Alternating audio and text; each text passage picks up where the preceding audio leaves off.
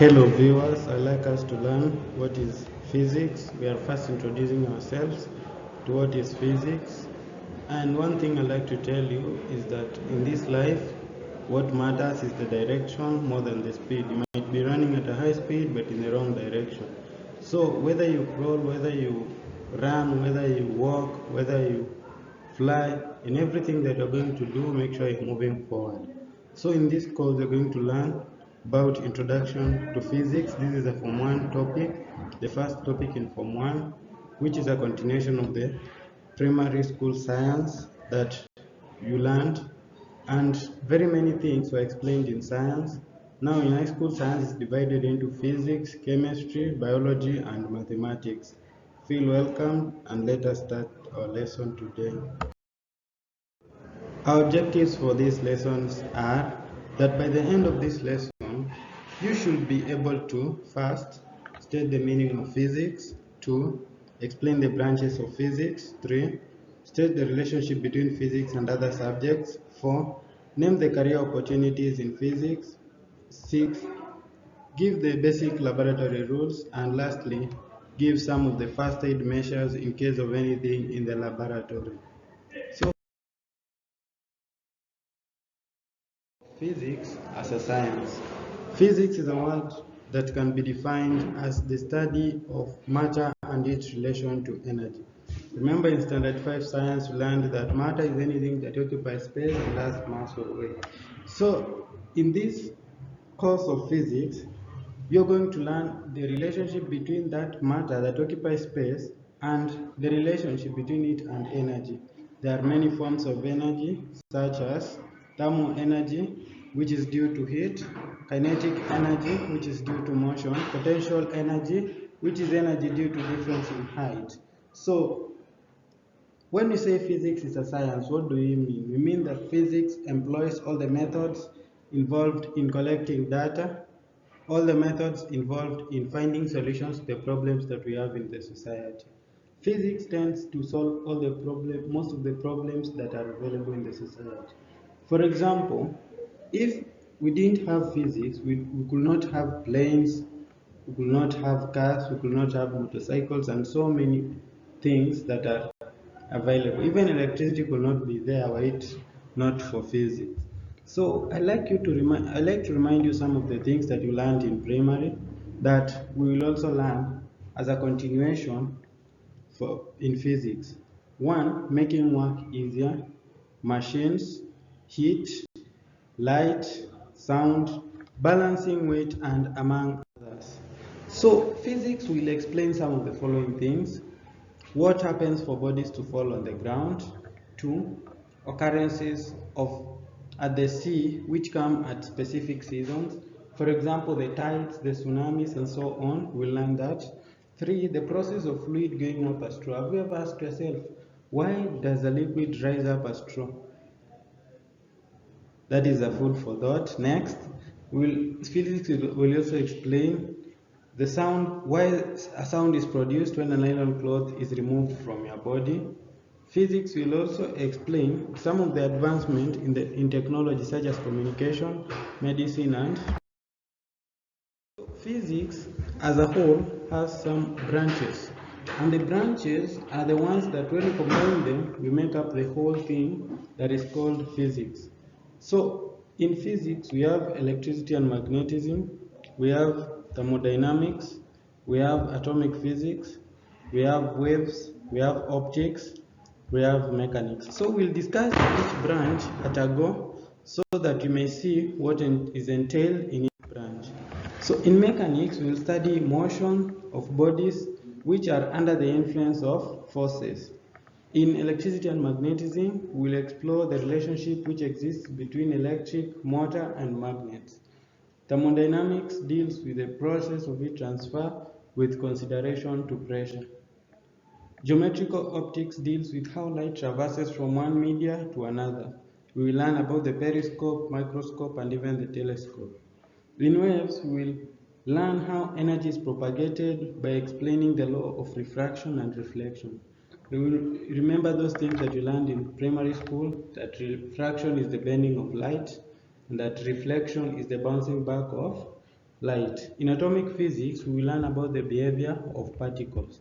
An atom is the smallest part of an element that can take part in a chemical reaction. So in atomic physics, we're going to learn the behavior of particles and what happens when particles collide or when particles move in relation to each other. Saying the relationship between physics and religion. Physics explains various wonders of creation through scientific research and evidence. For example, the anomalous expansion of water. You will observe that water expands anomalous as compared to other substances that are in liquid form. Physics also relates to history. In history, remember you learned about the dating methods of early man. And here we had things that we called fossils. Fossils are the remains of the early man, which we have to determine their age through scientific method by use of physics in dating. So physics is applied in dating as a method of dating. How does physics relate with geography? Physics relates with geography in that in geography we measure weather and even forecast what will happen in the next few days. So the knowledge of physics has helped in the device of the instruments for measuring weather, and even the calibration of those instruments has applied the concept of physics. For example, the barometers, the thermometers, and so on.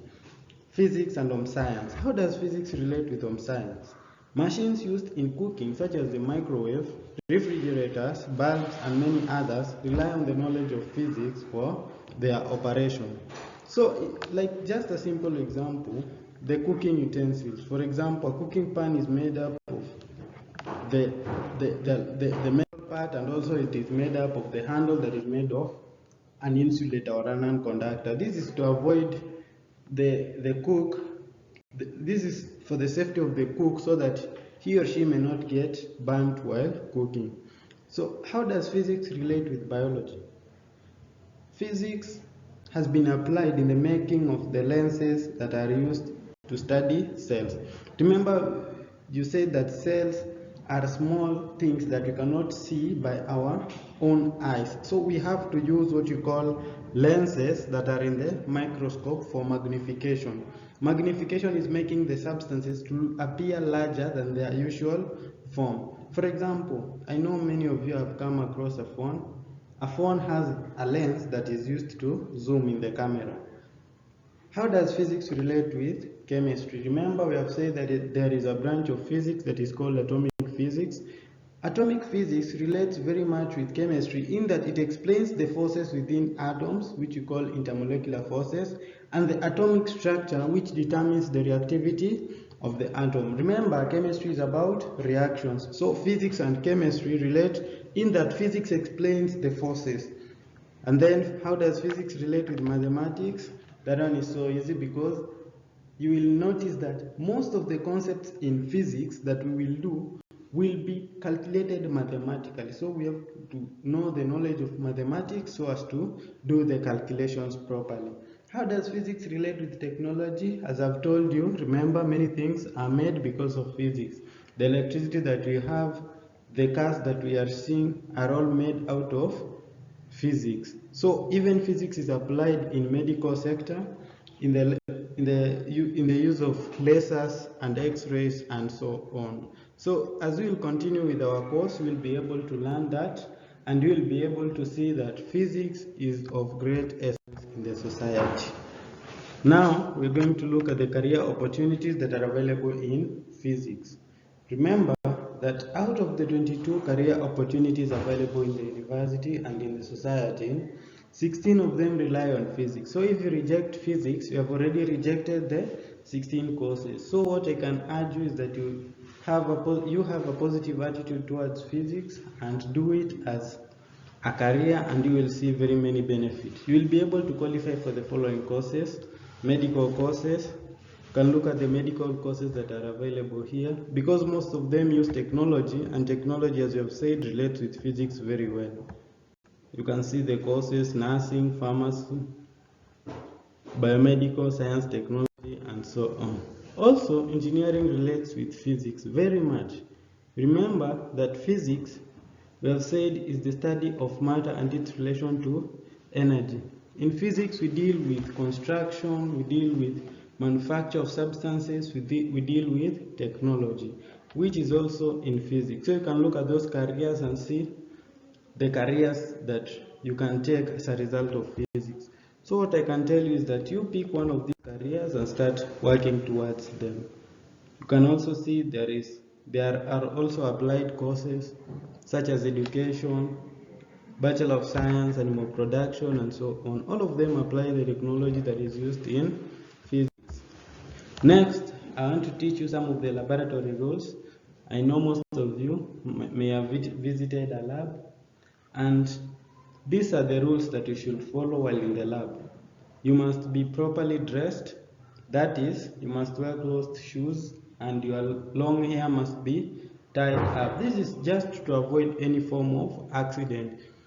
Next, the location of electrical switches and fire extinguishers should be observed. What do I mean when I say should be observed?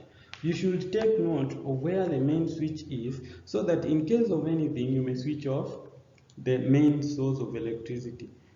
Fire extinguishers are available everywhere. That is a quality assurance, and because in most schools there are fire extinguishers, you should know the position of the fire extinguisher so that in case of anything you may use them to put out the fire. Next, windows and doors should be kept open while working in the lab. This is to avoid suffocation because some of the people have allergies that due to chemicals and so on. Next, any instructions given should be followed. You should listen carefully to your teacher or your instructor when telling you to do anything in the lab.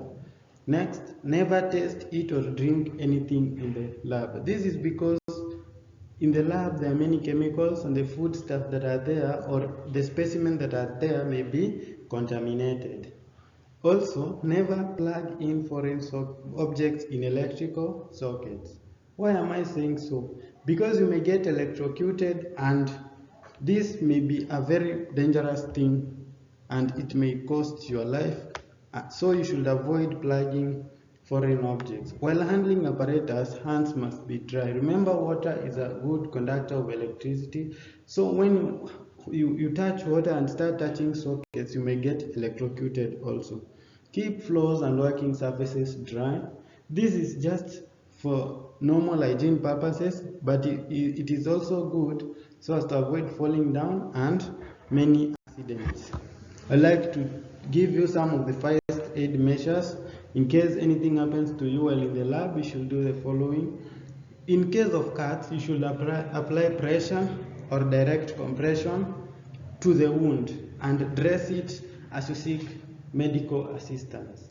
By pressing it, you will be preventing overflow of blood, which might be a very dangerous thing. So by compressing the wound, you will be clotting the blood, and that is very good, and you will now start seeking medical assistance. Two, in case of burn, you should flash cold water over the affected area. This is to avoid contamination, and also it is so as to ease the pain.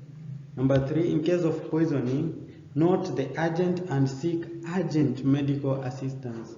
Poisoning is a very dangerous thing and can cost your life.